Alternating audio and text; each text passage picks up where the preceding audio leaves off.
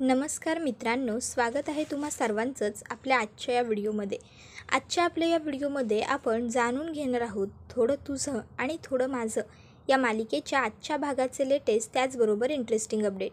त्यामुळे पटापट व्हिडिओला लाईक करा, तसेच चॅनलला सबस्क्राईब करून बेल आयकॉन आठवणीने प्रेस करा, जेणेकरून तुम्हाला पुढच्या प्रत्येक व्हिडिओचं नोटिफिकेशन मिळत जाईल आणि सर्व व्हिडिओंचा आनंद हा अगदी उत्तम पद्धतीने घेता येईल. चला तर मग मित्रांनो, अजिबात वेळ वाया न घालवता सुरुवात करूया आपल्या आजच्या व्हिडिओला.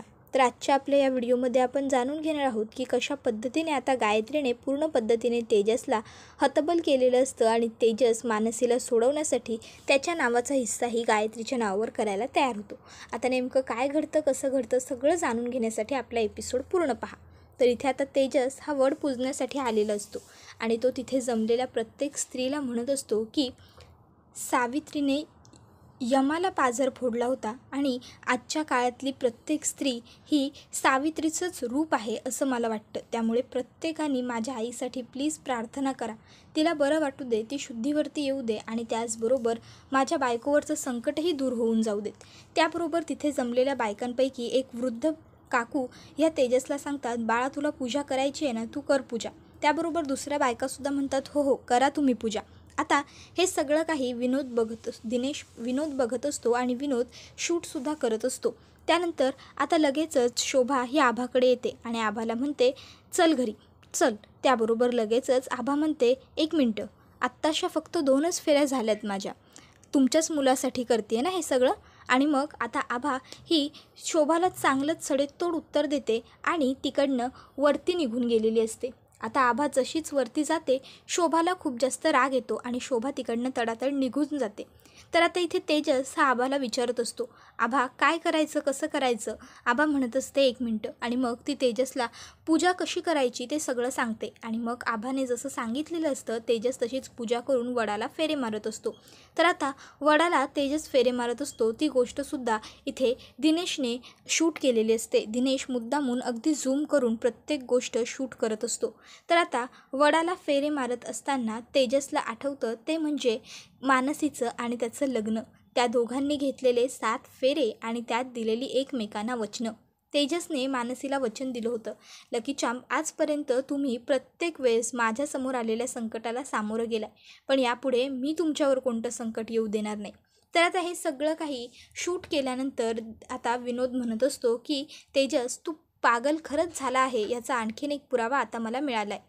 तर इकडे तो आता निघून गेल्यावर तेजस हा वडाला प्रार्थना करत असतो, तुझ्याकडून दुसरं मला काहीच नको आहे, फक्त माझी बायको आणि माझी आई यांच्यावरचं संकट दूर कर. तर दुसरीकडे सूरज आणि तात्यासाहेब दोघंही घरी आलेले असतात. सूरज हा तात्यासाहेबांना म्हणत असतो, तात्या तुम्ही बसा, मी तुमच्यासाठी पाणी घेऊन येतो. त्याबरोबर तात्यासाहेब म्हणतात, सूरज आता ना तू डबा भरायला घे, दुपारी डबा घेऊनसुद्धा मीच जाणार आहे हॉस्पिटलला. सूरज म्हणत असतो, तात्या हो काय बोलताय तुम्ही, हे आत्ताच जाऊन आलो आहे ना आपण उन्हातून, परत कुठे जायचं आहे तुम्हाला, आधीच तुमचीसुद्धा तब्येत बरी नसते, एकदा का आईला शुद्ध आली ना की मग आपण हॉस्पिटलला जात जाऊ, आता नको जायला परत. आणि त्याशिवाय आता एकदा जाऊन आलो आहे आपण, तुमची तब्येतही बरी नाही आहे, आई शुद्धीवर आली की आपण जातच राहू. तात्या म्हणतात, अरे पण मला तोवर चेन थोडीच पडणार आहे घरात बसून. मग लगेचच आता गायत्री त्या ठिकाणी आलेली असते आणि गायत्री म्हणत असते, अहो पण तात्यासाहेब तुम्ही रोज असं हॉस्पिटलमध्ये जाऊन तिथे बसून फेऱ्या मारून काही फरक पडणार आहे का, सासूबाईंची तब्येत आहे अशीच राहणार आहे ना, मग त्यापेक्षा तुम्ही एक काम करा, सासूबाईंसाठी वटपौर्णिमेचं व्रत करा. त्याबरोबर लगेचच सूरज म्हणायला लागतो, गायत्री वहिनी तुम्ही काय बोलता, हे तुमचं तुम्हाला तरी कळतंय का, वटपौर्णिमेचं व्रत हे बायका आपल्या नवऱ्यांसाठी करतात. त्याबरोबर लगेचच गायत्री म्हणायला लागते, अरे सूरज पण प्रभूंचा परंपरा आहे ना, पाळंडा आहे पाडण्याचा, मग आपल्या घरातच नाही का ते आषाढीचा उपवास बायकांनी सोडल्याशिवाय पुरुष जेवत नाहीत, आहे की नाही, ही प्रथासुद्धा आपण म्हणजे प्रभूंनीच सुरू केलेली आहे ना. तसंच आता तात्यासाहेब तुमचा धाकटा चिरंजीव तेजस प्रभू याने सुद्धा एक नवीन प्रथा सुरू केलेली आहे, नवीन पाळंडा पाडला आहे त्याने, थांबा दाखवते. आणि मग तेजस वडाला फेरे मारत होता तो व्हिडिओ आता गायत्रीने तात्यासाहेबांना दाखवण्यासाठी विनोदकडून चालू करून घेतलेला असतो. आता विनोदने व्हिडिओ दिल्याबरोबर तात्यासाहेब बघत असतात. तर गायत्री लगेचच सूरजला म्हणते, सूरज अरे ये ना, ये तू पण बघ, ये बघ बघ त्याबरोबर सूरजसुद्धा पुढे आलेला असतो आणि आत्ता तात्यासाहेब आणि सूरज दोघंही बघत असतात की तेजस हा वडाला फेरे मारत आहे. त्याबरोबर लगेचच गायत्री म्हणत असते, बघितलं, तुमचा हा मुलगा त्याच्या बायकोवरचं संकट दूर व्हावं यासाठी वडाला आता फेरे मारतोय. अहो तात्यासाहेब, बघताय ना हा नक्की आता काय काय करतोय ते. मला काय वाटतं, लोकांनी येऊन तक्रार करण्याच्या अगोदरच आपण स्वतःहूनच तेजसला पागलखान्यामध्ये भरती केलं पाहिजे. घेऊन जाऊया आपण त्याला. तुम्हाला काय वाटतंय? तर दुसरीकडे आता इकडे मानसी ही तुरुंगात बसलेली असतानासुद्धा मी इथून कशी बाहेर पडेन, कशी सुटेन, या सगळ्या गोष्टीचे विचार तिच्या डोक्यात फिरत नसतात. तर मावशींना कधी बरं वाटेल, त्यांना जोवर बरं वाटत नाही तोवर काही मला चैन पडणार नाही असा विचार तिच्या मनामध्ये सुरू असतो. इतक्यात तिकडे आता तेजस आलेला असतो आणि तेजस हा मानसीला म्हणत असतो, काळजी करू नका लकीचाम, आई बरी आहे आता. त्याबरोबर पुढे तो मानसीला हेही सांगत असतो की मी तुम्हाला इथून बाहेर काढेन, माझ्यावर विश्वास ठेवा. मानसी म्हणत असते, हे बघा, माझा तुम्ही विचार करू नका, मला सोडवण्याचा प्रयत्न नाही केला तरी चालेल. मावशी कशा आहेत त्यांच्या तब्येतीचं सांगा. तेजस म्हणत असतो की माझ्याशी नातं नाही असंही म्हणता आणि काळजीही करता. मानसी म्हणत असते, ते कुटुंब माझंसुद्धा आहे. त्यावर तेजस पुढे मानसीला सांगत असतो, आई आता तशी बरी आहे. दिनेश दादा हॉस्पिटलमध्ये थांबला आहे, ऑपरेशन करून झालं आहे. त्यावर मानसी म्हणते, काही सिरियस नाही आहे ना? त्याबरोबर तेजस सांगत असतो की नाही, काही सिरियस नाही आहे, म्हणजे किमान सध्या तरी डॉक्टर असं काही बोललेले नाही आहेत. काळजी करू नका, आईला बरं वाटेल. मी तुम्हाला इथून लवकरात लवकर बाहेर काढेन, माझ्यावर विश्वास ठेवा. इतक्यात तिथे सिनियर इन्स्पेक्टर आलेले असतात आणि आता ते तेजसला म्हणत असतात, जोपर्यंत सुनंदा प्रभू स्वतः शुद्धीवर येऊन साक्ष देत नाहीत तोपर्यंत यांचं इथून सुटणं अशक्य आहे. ज्यावेळेस त्या साक्ष देतील त्याच वेळेस मानसीला इथून बाहेर सोडता येईल, कारण मानसी निर्दोष आहेत अशी गोष्ट सिद्ध करणारा एकही पुरावा आमच्याकडे नाही आहे. तेजस प्रभू, तुमची भेटण्याची वेळ संपली, तुम्ही येऊ शकता असं सांगून इन्स्पेक्टर साहेब हे तिकडनं निघून गेलेले असतात.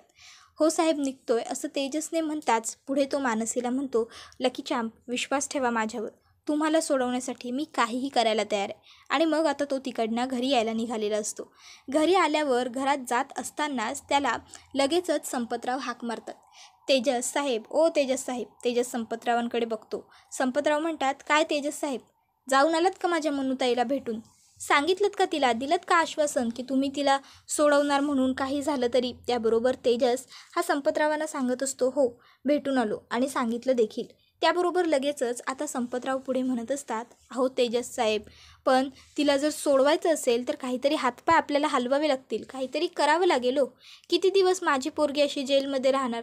काहीतरी करा, वडाला फेरे मारून उपवास करून काही नाही होणार.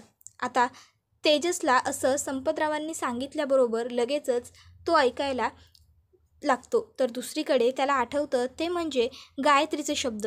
गायत्री ही पोलिसात जाऊन साक्ष देऊन आलेली असते, ही गोष्ट त्याला आठवत असते. मग आता तेजस म्हणतो, लकी चॅम्पना सोडवण्याचा एकच मार्ग आहे आणि तो आता तिकडनं घरात येतो. तर दुसरीकडे आता इथे गायत्री ही तात्यासाहेबांना सांगत असते, तेजसला तुम्ही प्रॉपर्टीतून बेदखल करा, त्याला पागलाच्या इस्पितळात नेऊन टाकून द्या. त्याबरोबर तेजस तिकडे येतो आणि म्हणत असतो, म्हणजे सगळं घर तुमच्या नावावर होईल, बरोबर ना वहिनी?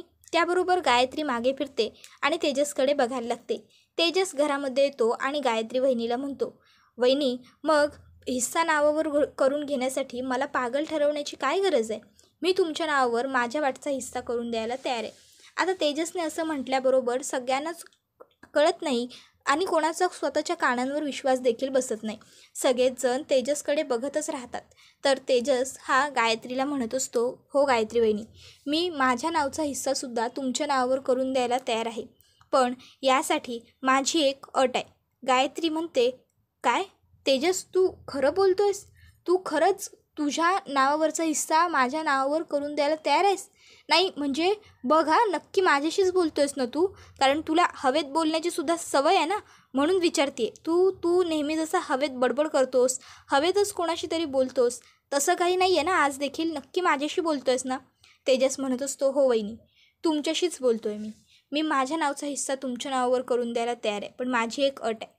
गायत्री म्हणते, जर तू तुझ्या नावाचा हिस्साही माझ्या नावावर करून देणार असशील ना तेजस, तर मला तुझी कोणतीही अट मान्य आहे. बोल तू, काय अट आहे तुझी? त्यावर तेजस म्हणत असतो की जर तुम्हाला माझ्या नावाचा हिस्सा हवा असेल तर तुम्हाला पहिला लकी चॅम्पचा जामीन करावा लागेल. गायत्री म्हणते, ठीक आहे, मी करेन मानसीचा जामीन. तू माझ्या नावावरती हिस्सा करून दे, इथे सह्या कर, मी लगेच तुझ्या मानसीला सोडवेन. त्याबरोबर तेजस म्हणतो की नाही, आधी लकी चामनं सोडवा, मग मी सह्या देईन. त्यावर गायत्री म्हणते, पण मी मानसीला सोडवल्याच्या नंतर तू मला सह्या देशील याच्यासाठी माझ्याकडे काय गॅरंटी आहे? कशावरून तू सह्या करशील?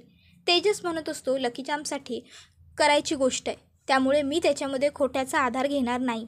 त्यामुळे माझ्यावर विश्वास तुम्ही ठेवू शकता. एकदा का तुम्ही लकी चामना जेलच्या बाहेर काढलत की मी तुम्हाला कागदपत्रांवरती सह्या करून देईन. विश्वास ठेवा माझ्यावर. गायत्री म्हणते, ठीक आहे, आता तुझ्यावर विश्वास ठेवायला हरकत नाही. आणि मग लगेचच आता ती तिच्या वकिलांना कॉल करते आणि म्हणत असते, वकील साहेब. हो, गायत्री प्रभू बोलते. मानसी संपतराव सणस. हो, प्रभूंची धाकटी सून, तिला जामीन मिळवून द्यायचा आहे, तोही आजच्या आज. हो वकील साहेब, हो. काम महत्त्वाचं आहे, आजच्या आज झालं पाहिजे. आजच्या आज मानसी तुरुंगाच्या बाहेर यायला हवी, कळतंय ना, असं म्हणते आणि लगेचच फोन कट करते. तर दुसरीकडे आता तेजसजवळ इकडे सूरजदादा आलेला असतो. सूरज तेजसला म्हणत असतो, तेजस, अरे काय बोलतोयस तू, हे सगळं काय करतोयस, एकदा विचार तरी कर. तेजस म्हणत असतो, लकी चामसाठी मी काही करायला तयार आहे. त्यांना आता सध्या तुरुंगाच्या बाहेर काढणं माझ्यासाठी सगळ्यात महत्त्वाचं आहे आणि म्हणून मी काही करेन. तर दुसरीकडे आता गीता वहिनीने सूरजला कॉल केलेला असतो आणि आता ती विचारत असते, सूरज, आभा आली होती ना घरी? आभाने स्वयंपाक वगैरे बनवला ना? तात्यांनी गोळ्या घेतल्या का? आता इकडनं गीता वहिनी ही बरेच प्रश्न विचारत असते. सूरज काही तिकडनं रिप्लाय देत नसतो. गीता वहिनी सूरजला विचारते, सूरज काय झालं, काही बोलत का नाही आहात तुम्ही? मग इकडनं सूरजदादा रडतच बोलतो, गीता, तू आणि मानसी पुन्हा कधीच ह्या घरात येऊ शकणार नाही गं, कारण आता हे घरच राहणार नाही. त्याबरोबर आता नक्की सूरजदादा काय बोलतोय हे गीता वहिनीला देखील कळत नाही. गीता वहिनी पुन्हा सूरजदादाला विचारते, सूरज काय झालं आहे, तुम्ही कशाबद्दल बोलताय आणि हे सगळं का बोलताय असं? त्यावर सूरज सांगायला लागतो, गीता, खूप मोठा प्लॅन केला ग गायत्री वहिनींनी, खूप मोठा. त्यावर गीता म्हणते, म्हणजे? त्यावर सूरजदादा सांगायला लागतो की तेजस मानसीला सोडवण्याच्या बदल्यात गायत्री वहिनींच्या नावावरती त्याच्या नावाचा हिस्सासुद्धा करायला तयार झालेला आहे, त्यामुळे आता आपलं घर नाही राहणार. त्याबरोबर हे ऐकून आता गीता वहिनीलासुद्धा खूप मोठा आश्चर्याचा धक्का बसलेला असतो, कारण तिलासुद्धा माहिती आहे की गायत्री वहिनीला प्रभुनिवास घेऊन त्याचं काय करायचं आहे. तर दुसरीकडे गायत्री ही आता तिच्या रूममध्ये आलेली असते. खोलीला कडी लावून कपाट उघडून कपाटातनं स्वतःच्या वडिलांची ती फाईल काढून त्याच्यावर हात फिरवत ती म्हणत असते, बाबा, ज्या इच्छेने, ज्या कामासाठी मी या घरात आले होते, आज ते काम, माझी ती इच्छा पूर्ण होती आहे बाबा. हो, आता हे प्रभुनिवास माझं होणार. तेजससुद्धा मला सह्या द्यायला तयार झालेला आहे आणि एकदा का हे प्रभुनिवास माझ्या नावावरती झालं ना की मग बघाच मी काय करते. ह्या प्रभू कुटुंबियांना सगळ्यांना घराच्या बाहेर काढून हे प्रभुनिवास कायमचं पाडून टाकणार आहे मी, कायमचं.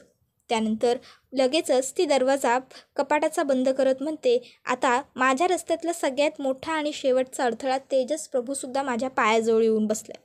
सगळे हरले, माझ्यासमोर झुकले.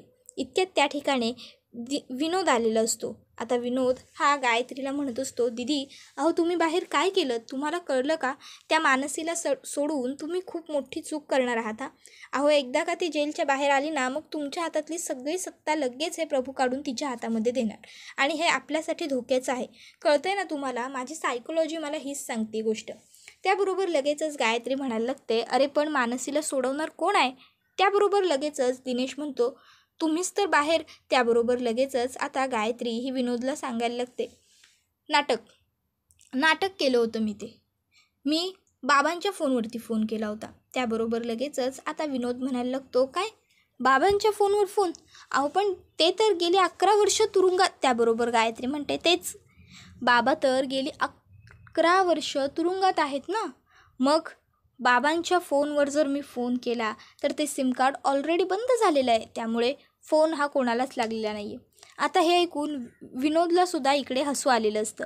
गायत्री म्हणत असते, मी फक्त तेजसला आमिष दाखवते मानसीला सोडवण्याचं, मी तसं काही करणार नाही आहे. त्यानंतर गायत्रीने फळावरती काहीतरी गोष्टी लिहून ठेवलेल्या असतात. तेजस आता ते वाचत असतो आणि त्याच्याकडे बघत असतो.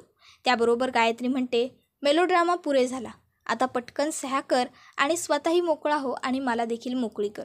त्याबरोबर आता तेजस हा अजिबात वेळ वाया न घालवता पुढे येतो आणि प्रॉपर्टीच्या डॉक्युमेंट्सवरती सह्या करतो.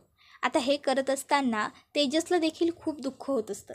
तर घरातले सगळेच म्हणजेच दिनेश दादा, बाबा, सूरज दादा सगळ्यांनाच वाईट वाटत असतं. पण कोणाच्याच हातात काहीच नसतं, कारण मानसीला सोडवण्यासाठी हा निर्णय आता तेजसने स्वतःहून घेतलेला असतो. तर इथे गायत्री वहिनीला मात्र एक वेगळ्याच पद्धतीचा विकृत आनंद झालेला आपल्याला पाहायला मिळतो. त्याबरोबर मित्रांनो, हा व्हिडिओ इथेच संपतो. पण मित्रांनो, आता जर गायत्री वहिनीने खोटं बोलून तेजसकडून सही करून घेतली तर आपला तेजस किती मोठा ठग आहे हे तर आपल्या सगळ्यांनाच माहीत आहे. जोपर्यंत चांगला तोवर चांगला, आणि एकदा की बिघडला की बिघडला अशी तेजसची जी सवय आहे ती आत्ता गायत्री वहिनीला महागात पडणार का? तुम्हाला काय वाटतं? आणि त्यातसुद्धा त्याची लाडकी लकी चार्म म्हणजेच मानसी, तिच्या बाबतीत जर गायत्रीने काही उलटं केलं तर मात्र तेजस काही गायत्रीला सोडणार नाही. तुम्हाला काय वाटतं ते आम्हाला कमेंट करून नक्कीच सांगा. त्याचबरोबर आपल्या व्हिडिओला लाईक करा, तसंच चॅनलला सबस्क्राईब करून बेल आयकॉन आठवणीने प्रेस करा, जेणेकरून तुम्हाला पुढच्या प्रत्येक व्हिडिओचं नोटिफिकेशन मिळत जाईल आणि सर्व व्हिडिओंचा आनंद हा अगदी उत्तम पद्धतीने घेता येईल. चला तर मग मित्रांनो, अजिबात वेळ वाया न घालवता आपला आजचा हा व्हिडिओ म्हणजेच थोडं तुझं आणि थोडं माझं मालिकेचा आजचा भाग इथेच संपवूया. पुढचा व्हिडिओ येईपर्यंत या व्हिडिओचा आनंद घ्या आणि टाटा बाय बाय, धन्यवाद, टेक केअर.